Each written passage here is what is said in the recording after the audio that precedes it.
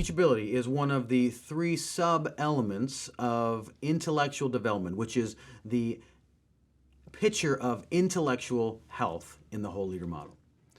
Now, teachability is, by definition, an intellectual humility that regularly pursues new ideas that challenge pre-existing mental frameworks and methods.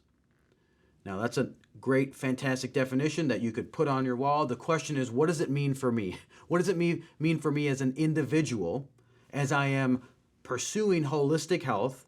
And what are some benchmarks that would maybe demonstrate that I am, in fact, teachable, that I am demonstrating an intellectual humility that demonstrates itself in a pursuit of new ideas that challenge myself and challenge my mental frameworks and challenge my methods? What does it even look like? Well, we have a couple of great benchmark behaviors that we can take a look at and say, well, here's what it looks like. And there's 5 of them, and we speak specifically to you as an individual, apart from you as a leader. Now, there is a second and subsequent video where we'll speak specifically to how these flesh out in the leadership role. But before we do that, we have to talk about how it fleshes out in our own individual lives before we can build on that around how it shows up in my leadership. And so let's jump right into these 5 different behaviors. The first benchmark of someone who is teachable is someone who is stimulated when their ideas and their methods are challenged. Now, it is one thing to be intellectually humble, but it is entirely another thing to say, I am stimulated and my mind is stimulated when my ideas or methods are challenged. And in there is an assumption that you are actually being challenged. The default position of a teachable person is that you are putting yourselves in positions where you are actually being challenged. And your ideas, both your ideas are being challenged and your methods. Lots of times we may find ourselves you might be the type of person who just likes to talk about ideas. You like to listen to podcasts that are long form podcasts and they're hours and hours, or watch some videos or do some reading or do some even formal education and learn a lot of stuff around ideas. Now, and that might be stimulating, but the teachable person is interacting with both ideas and your methods. Are they actually changing the way that you behave? Are you stimulated when you not only just think about things, but you're actually putting things into practice and you're being stimulated in the way that you are challenged in that way? Now, like I said, there's a whole bunch of different ways in which this stimulation of ideas and methods can occur. But the point is that the principle is that we think it's important to find yourself embracing those environments. Maybe you don't like to learn. Maybe you've never been a reader. Maybe you've never been a podcast listener. Maybe you just like to do what you're currently doing. We would encourage you to say, what does it look like to be stimulated, to find ways and methods that help stir your passion and your pursuit of this new ideas and new methods? The next benchmark for a teachable person is that a teachable person is someone who readily adapts their thinking and their methods when a better way to achieve the vision is recognized. Now, this connects closely to that last benchmark we just described, in that not only in the stimulation process that we're going to challenge our ideas and our benchmarks, but when we actually find a better way to do things, that we demonstrate the intellectual humility to actually embrace it. Now, if you're like me, I'm the middle of 3 boys. My older brother's a lawyer. My little brother is a Marine Corps officer. And there's not a lot of conceding of ideas around the dinner table when we get together. We are constantly arguing and debating things back and forth. And I'll be honest with you, I don't really ever love conceding defeat when some of my brothers get the better of me in an intellectual conversation or in a question about methodologies and why doing certain things are better than other ways. Teachable people demonstrate an intellectual humility where we say, you know what? This is a better way of doing things. It's a better idea, and I'm going to readily adapt. Readily, not begrudgingly, readily adapt and say, I'm going to embrace it. This is great. This is new, and it's more effective. The third benchmark for a teachable individual who is demonstrating that intellectual humility is someone who knows how their preferences and biases shape how they respond to new ideas and methods. Now, like we've said, Things are constantly changing, new ideas are happening. We should put ourselves in a position where challenging our ideas and methods occur naturally. But as we are being challenged, a teachable person recognizes how preferences, personal preferences, inform how we accept this new information. Now, is there anything wrong with personal preferences? No. Some people love Coke, some people love Pepsi.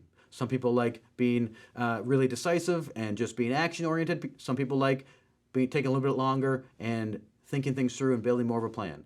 Those are preferences, those are styles. People's preferences are not inherently wrong. The question is, are we living our lives where we are being teachable and we recognize how our preferences inform the way we accept or adapt these new ideas and new information? Additionally, on top of preferences, we all carry biases into the way we accept or adapt ourselves to new information. How are our biases informing our acceptance of an idea? As a 40-ish year old leader, I have kind of passed the threshold of a young adult, a young person. I'm now in my 40s. I'm grown. I'm no longer the young person in the room. The question then becomes, do I have any bias that shows up in my perception of young people's perceptions or ideas? Do I think, you know what, that sounds like a good idea, but that person has not lived, they have no experience, they haven't experienced any part of life. I'm not gonna, really, we're gonna accept what that person says? Right? These biases can show up in all sorts of different ways. And those biases are many times unbeknownst to us. They're usually a blind spot in us. But if we are teachable and we are healthy, we are aware of how those biases inform our desire or our ability or willingness to adapt and accept new ideas. So we want to, as holistically healthy people, demonstrate an intellectual humility that demonstrates self-awareness on my preferences and my biases and how those inform my willingness or unwillingness to accept new ideas. Another benchmark of teachability and how it shows up in our lives is that someone who is teachable rigorously investigates ideas and viewpoints that are different from my own in order to see if they are valid. Now, if you've been on social media at all, generally, if you want to see the exact opposite of what we're describing here, go on social media. I've never experienced or it's very rare to experience someone who has not straw-manned an argument or has completely misrepresented an idea or a principle that I hold. If they have an opposing view, it's very rarely that they don't straw-man or they don't leave out specific context or don't accurately represent what I believe, and it's infuriating. It's very frustrating because you're like, that's not what we believe. That's not what I believe. But if we're going to be teachable and demonstrate intellectual humility, we can't do that to viewpoints that we would think are opposite of ours. We can't straw man someone else's ideas because we think it's invalid. We should be regularly and we should be rigorously investigating those ideas and viewpoints because we want to know whether or not they're valid. Because we are committed to challenging our own ideas, our own mental frameworks, and our own methods in such a way that we are actually, and if you've been and done any time on like a debate team, or you get into the idea of how do you debate well, it's that you have to master the other person's viewpoint almost as much or better than you have your own viewpoint. And so we need to do that from an individual perspective to say, how do I actually embrace new ideas? Am I embracing the fullness of idea and not just straw manning it or leaving out context or not representing it fully? Because really what we want to do is we want to avoid confirmation bias as we investigate these things. There's a difference between rigorously investigating something to find, to prove it right, as opposed to investigating something to prove it wrong. If I'm trying to prove it wrong, I can just find information that disproves it and have a confirmation bias to say, look, this disproves it, see all this stuff, research I've done, all of it disproves this idea, as opposed to saying all of these things prove the validity of it and then make a decision on it. Lastly, a benchmark of a teachable person who is demonstrating holistic health in their intellectual development is someone who readily accepts and implements new ways of doing things when they are the best option regardless of how things have always been done. Now, you might say this seems very similar to all the other stuff we've just been talking about, but the key point is that regardless of how things have always been done, many times we make sacred cows out of methods, and we forget about the mission and we forget about the message that we're trying to carry.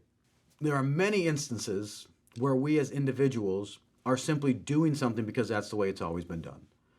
And if you've ever had a conversation with someone about why they should change or maybe pursuing a different idea, and they say, well, that's how we've always done it, I would imagine that you probably get really frustrated. Maybe you have parents that you're saying, hey, let's help you figure out something new. It's like, no, well, we've always done it that way. And you're tearing your hair out saying, there's a better way to do it. But the response is, we've always done it that way. Why does it frustrate us for other people? But if we are not willing to discard that idea and to get rid of our own sacred cows, then we are not demonstrating emotional humility. We're not demonstrating health in the sense of being teachable. So let's not resign ourselves to defeat saying that's the way it's always been done. Let's find new ways and let's challenge ourselves to implement new ways of doing things because they're the best option, not because they're the option that we've always done or the easiest option. When you look at these 5 different benchmarks, it paints a pretty good picture of what teachability looks like. And so the challenge then is, are we teachable enough to actually embrace and analyze our teachability? Are we demonstrating intellectual humility in everything that we do, challenging our mental frameworks and our methods because we want to achieve something great? We want to find added meaning and purpose and effectiveness as we advance God's kingdom in our own personal lives. Whether that's as individuals, as parents, as family members, as friends, whatever it is, how can we advance God's kingdom and help people, spur people forward through intellectual humility and being teachable by changing our methods for the sake of the message?